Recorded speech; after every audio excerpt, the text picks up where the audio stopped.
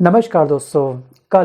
बीते कल के दिन इलाहाबाद हाई कोर्ट के एक जज का एक बयान सामने आया। जी हाँ, इस बयान के बाद से जो भारत की सियासी सरजमी है उसकी जो तपिश है वो और भी अधिक बढ़ चुकी है।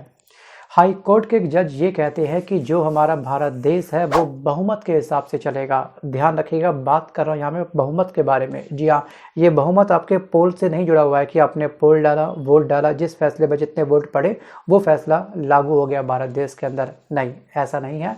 तो ये बहुमत के हिसाब से चलने की बात कह रहे हैं। जिस देश के अंदर जिस धर्म के लोग सबसे अधिक होंगे उसी धर्म के इच्छाओं के हिसाब से जी हाँ हमारा भारत देश चलने वाला है। यानी कि हिंदू के हिसाब से अब हमारा भारत देश चलेगा। सो गाइस, इसको आप लोग अमृतकाल बोलोगे। जी हाँ, इसको हम लोग सबका साथ सबका विकास बोलेंगे, या फिर दोस्तों एक वाहियात जी हाँ बयान बोलेंगे इसको, जो हमारे अंदर एक जहर घोल रहा है, एक धर्म की एक बहुत बड़ी दीवार खड़ी कर रहा है। आपको क्या लगता है? आप मुझे कमेंट करके चाहो तो बता सकते हो। जी हाँ, ये एक हाई कोर्ट के जज हैं जिनका विश्वास होना चाहिए देश के संविधान में। जी हाँ, देश के कानून में। जी हाँ, यहाँ पर जिसका विश्वास होना चाहिए भारत के संविधान में। लेकिन वो दोस्तों आज इस तरह के बयान दे रहे हैं। सो गाइस, कल के बीते दिन इलाहाबाद हाई कोर्ट के सिटिंग जज जिनका नाम है शेखर कुमार यादव, इन्होंने वो करके दिखाया जो हमारे भारत के जुडिशरी के इतिहास में कभी नहीं हुआ।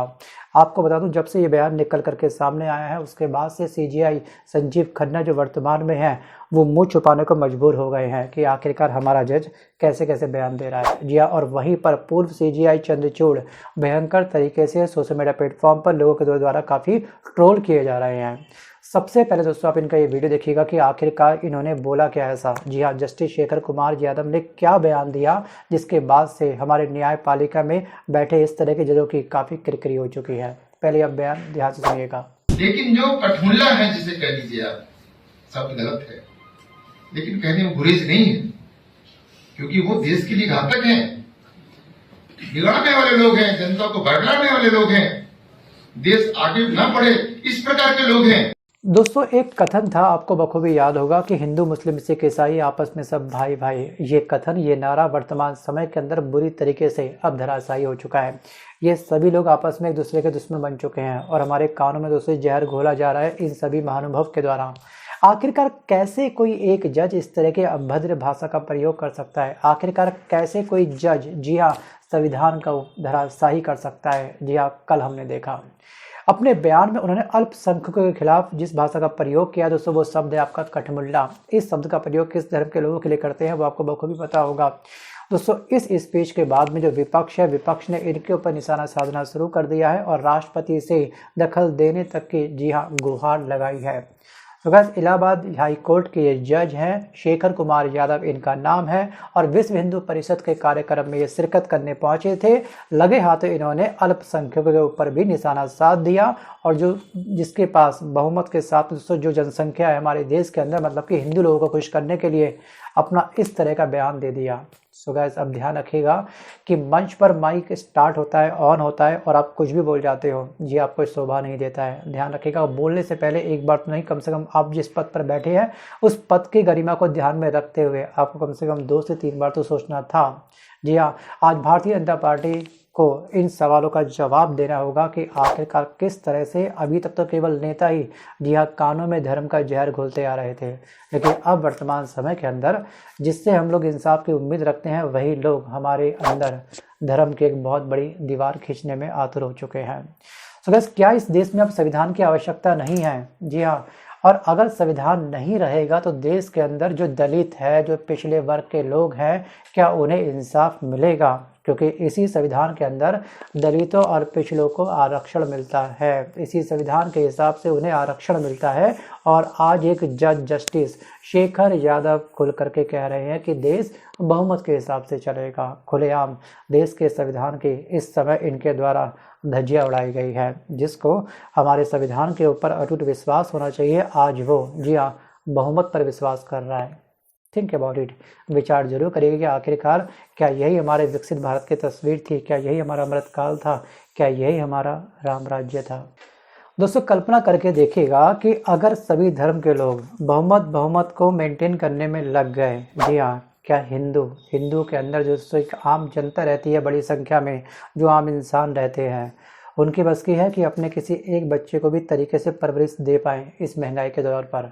और अगर दूसरे धर्म के लोग, जी हाँ, जिनकी जनसंख्या हमारी जनसंख्या से अधिक बढ़ रही है, एक ये थोड़ी सी चिंता का विषय जरूर है। जी हाँ, ये चिंता का विषय केवल उन्हीं के लिए हो सकता है जिनके अंदर कानों में धर्म का जी एक बहुत बड़ा जहर घोला गया हो। लेकिन दोस्तों हम अभी भी, मैं आपसे हमेशा बोलता हूँ कि 5 उंगलियाँ एक पल नहीं होती हैं। इसमें दोस्तों दूसरे धर्म से हमारे APJ अब्दुल कलाम जी भी आए थे।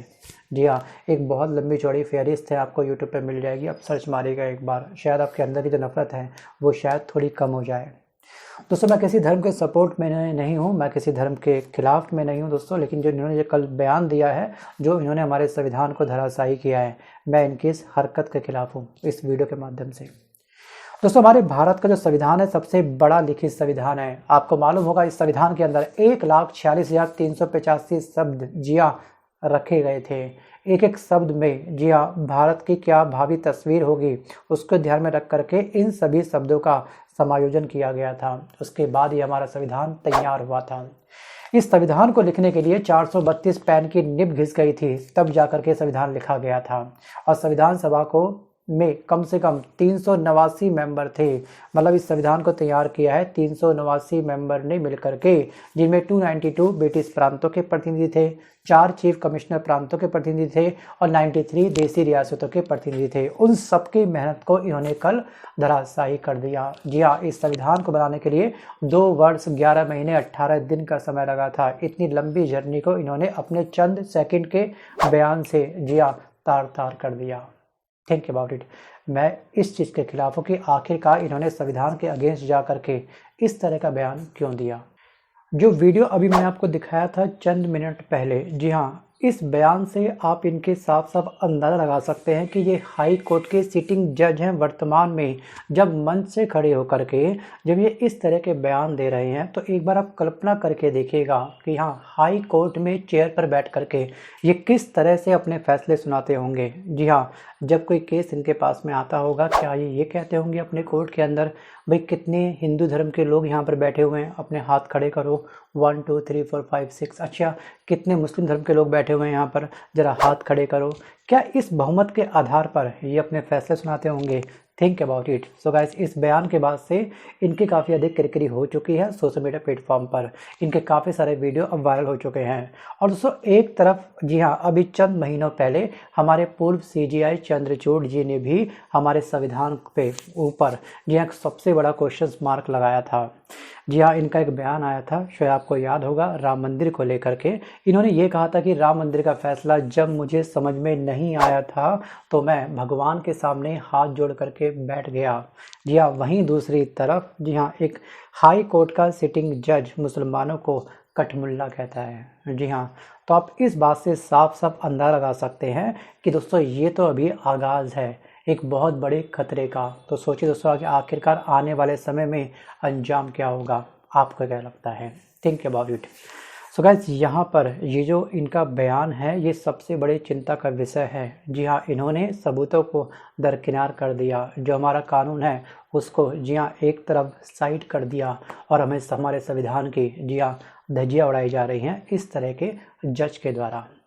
सो गाइस, ये विषय चिंता का विषय इसलिए भी है क्योंकि सबसे बड़ी चिंता हमको होनी भी चाहिए, क्योंकि 12 दिसंबर परसों कुछ तगड़ा होने वाला है जी हाँ हमारे भारत के इतिहास के अंदर, क्योंकि 12 दिसंबर को एक याचिका में सुनवाई होने वाली है। जी हाँ, वो याचिका है याचिका पूजा स्थल अधिनियम 1991 को, जिस याचिका में चुनौती दी गई थी, मतलब प्लेसेस ऑफ वर्शिप एक्ट 1991 को जिसमें चुनौती दी गई थी, उसको लेकर के परसों सुनवाई होने वाली है।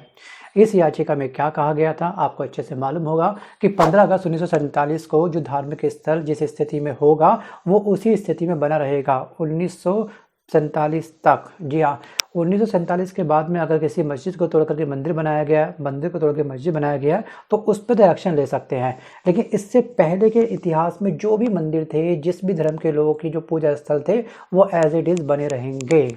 लेकिन दोस्तों इस नए अधिनियम में 4 जगहों को छोड़ दिया गया था, जिसमें हमारा अयोध्या का राम मंदिर था जो बन के हमारा तैयार हो चुका है, एक है आपका बाबरी मस्जिद और 2 स्थान और हैं। उसके अलावा जितने भी हमारी मस्जिदें हैं, जितने भी हमारे मंदिर हैं, जिस भी धर्म के जो भी पूजा स्थल हैं, उसके साथ कोई भी छेड़खानी नहीं होगी। जी हाँ, इस फैसले की सुनवाई करेंगे हमारे chief justice of India Sanjeev Khanna और उनके साथ 2 जज और होंगे। जी हाँ, बस ये सब मिल करके 12 दिसंबर को सुनवाई करने वाले हैं। सो गाइस, आपको क्या लगता है कि अगर इन केस, जी हाँ, इस अधिनियम को, इस पूजा स्थल अधिनियम 1991 को अगर ख़त्म कर दिया जाए तो हमारे देश का असर क्या होगा? Think about it. आपको क्या लगता है? अच्छे से मंथन करिएगा, जी हाँ, विचार करिएगा। वीडियो को पॉज करके आप मुझे कमेंट करना मत भूलिएगा कि अगर आप भारत के CJI होते, अगर आप चीफ जस्टिस ऑफ खन्ना होते, तो 12 दिसंबर को आखिरकार आप क्या फैसला सुनाते?